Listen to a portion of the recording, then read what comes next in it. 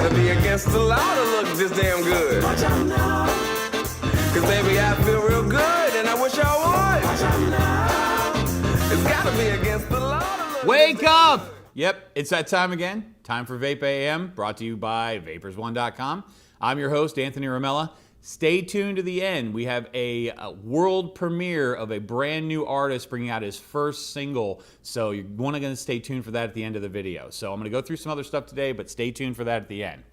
All right, guys, like we always do every day, we're going to do a little bit of history this morning. This was kind of a funny one to me. Well, not really funny, but interesting to me. Back in 1792, the military actually implemented the military draft. And I found it interesting because they must have not had an epidemic of young people signing up for the military, because you don't implement a draft when there is abundance of volunteers. So they were able to fix that youth epidemic, and that was really cool.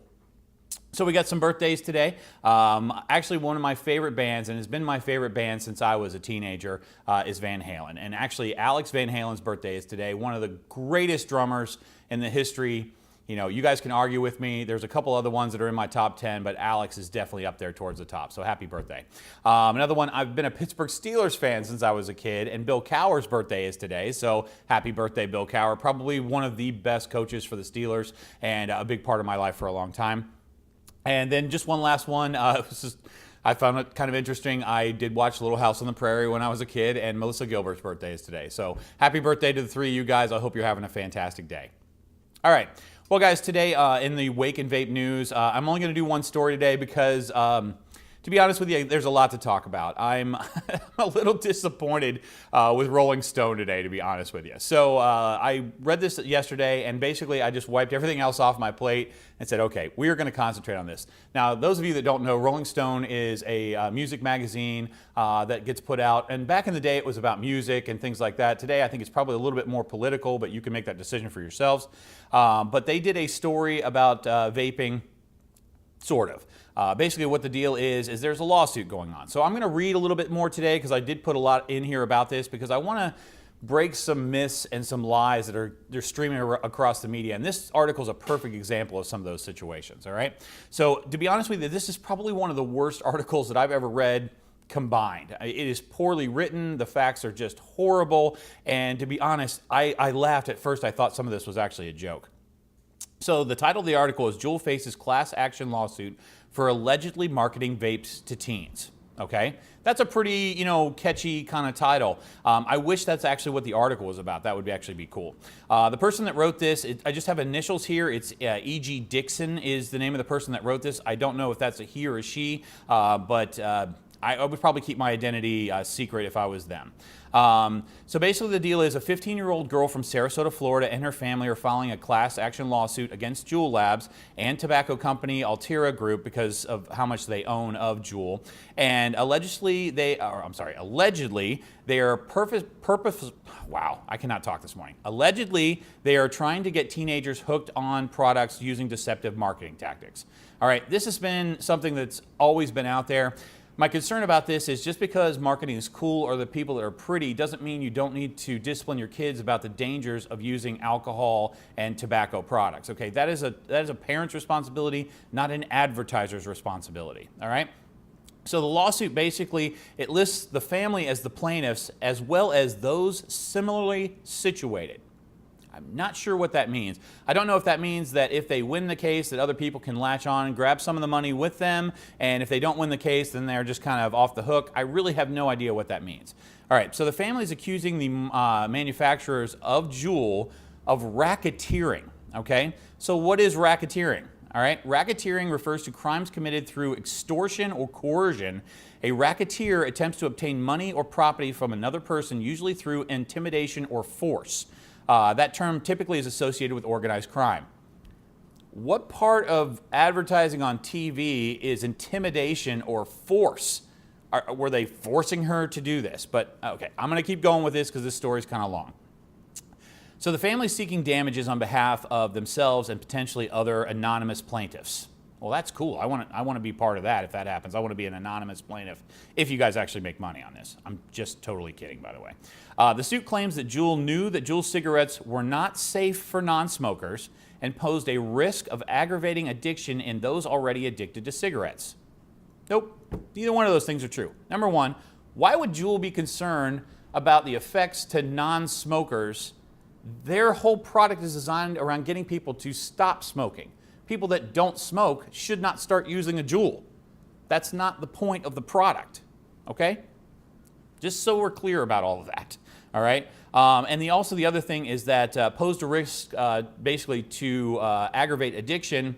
In fact, it does completely the opposite, and a lot of the new research, even the New England Journal of Medicine article, is basically saying that e-cigarettes are considerably less less hazardous than cigarettes. So that's another statement in this that is absolutely not true. And guys, this isn't an old article. This was published on May the 6th. Okay? This isn't anything that's old. The funny thing is there's still no deaths associated with e-liquid, and cigarettes obviously cannot say that. So the unnamed plaintiff, the girl doesn't, they never give her name in this, and I understand why. But when she was 14, she said she started using the device because of the fruity mango flavor. At that time, she says that she was unaware that the device contained nicotine. Okay, we're going to go through this just a little bit here, okay? Number one, 14-year-old girls know everything.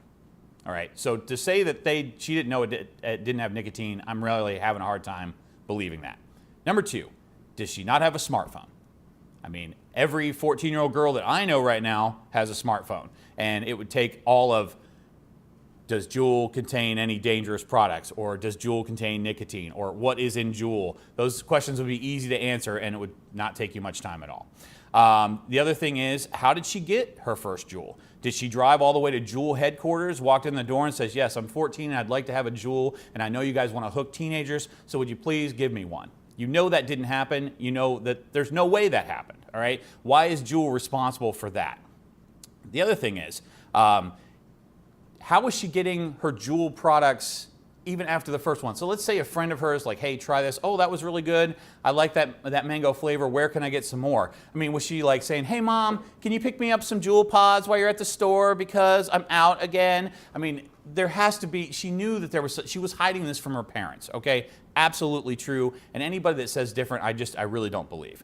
And one of the last things on here is, can she read? Every Juul package says on it what it has in there. The thing that hits me about this is who the fuck is selling Juul pods to 14-year-old girls? That's the asshole that needs to go to jail. Bottom line, because she wasn't buying these from the Juul headquarters. Juul had no knowledge of this particular situation. There's no reason to punish Juul for this. Now, I'm not a huge Juul fan, as most of you know, but I don't like injustice in this industry no matter where it comes. And articles like this throw stuff out there to millions of people to go, yeah, let's get on the bandwagon, they're evil, blah, blah, blah, while all the time not knowing that these products save people's lives, okay?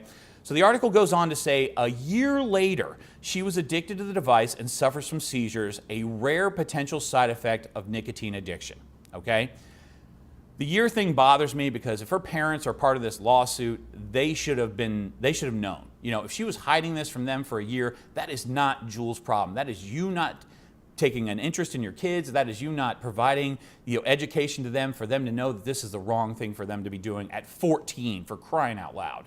Last I heard, there were only 35 cases of vaping and seizures, and it's still not really a proven thing. It was kind of like they said they had vaped and then they had seizures, but not necessarily right after or during. I mean, you could literally say the same thing about cars. Like, riding in an automobile may cause seizures because those 35 people probably rode in a car that day too. I mean, that's about as close as vaping has come to this. Now, yes, an overabundance of nicotine can cause these problems, but what you have to realize, to get that much nicotine in your system, you have to want to. This isn't something you're going to accidentally do unless you're like a small child and you're just drinking it, straight out. And that doesn't exist. Those things don't happen. Now, the funny thing is, with those 35 seizures with vaping that they're talking about, which are unproven, there are 500 plus seizures with Chantix. So many, they had to put it as a side effect on the side of their bottles. Now, why is that not being mentioned in here? Because it's a holy pill that's been blessed by the FDA, so it must be safe, even though it's causing suicidal tendencies and seizures. Let's concentrate on this vaping epidemic that hasn't killed anyone. I told you guys I was riled up this morning. This is just stupid stuff like this just gets me going, all right? So the article went on to say that emerging research has pointed to a range of health risks, which include the risk of stroke and heart attacks. The article they lead you to for this emerging research has absolutely no specific data about either one of these things that they're talking about. No specific data about risk of stroke, no specific data about heart attacks, really no specific data about anything. They use a lot of cans and should. Well, this can do this or this should do this, but we don't have any evidence to prove it, because if we did, we'd be putting it on a billboard in Times Square to let people know, because we want this to go away, even though there's nobody getting hurt by it. Also, the article goes on to say that Juul is by far the most popular option, with the company taking up nearly 75% of the entire e-cigarette market. Nope, not true either. Yep, there's no way that Juul provides 75% of the market and all the other companies that are out there are 25%. It's just not possible, all right? So they went on. Now, Juul actually got to respond to this, and I thought that was great. So Juul has denied these claims, has also taken what the article called small public steps to address the FDA's criticisms, and they yanked most of their flavored vape products from store shelves, okay? Here's the problem.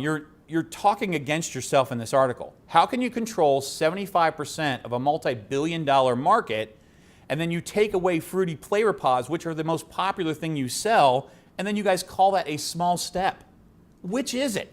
Are they controlling 75% of the market and all these fruit flavors are what this huge addiction is, or are they taking a small step to reduce these things? If they removed all those fruit flavors, which I know that they did, that was a huge step for Juul. Imagine the money that they had to lose because they couldn't send those products out. They were trying to make a stand. They were trying to do something to help this epidemic. These products were never designed for kids. These products were designed and they work well and they taste great because they wanted adults to quit smoking, okay?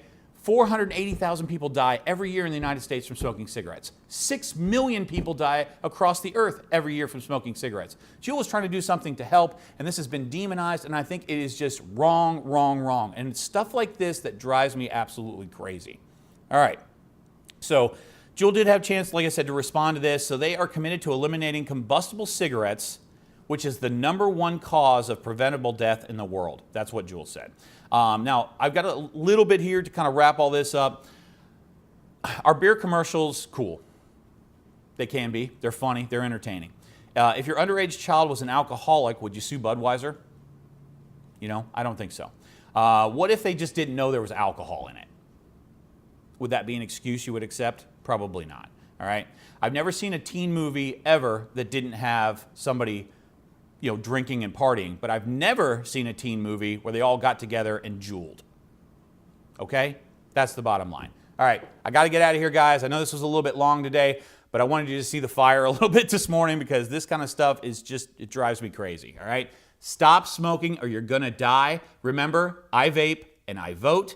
Make sure you contact your congressman. All right? We're going to see you again tomorrow, so have a great rest of the day. And we'll see you later. Stay tuned for the world premiere of this new artist that's coming up. So I hope you guys enjoy and have a good laugh. See you tomorrow.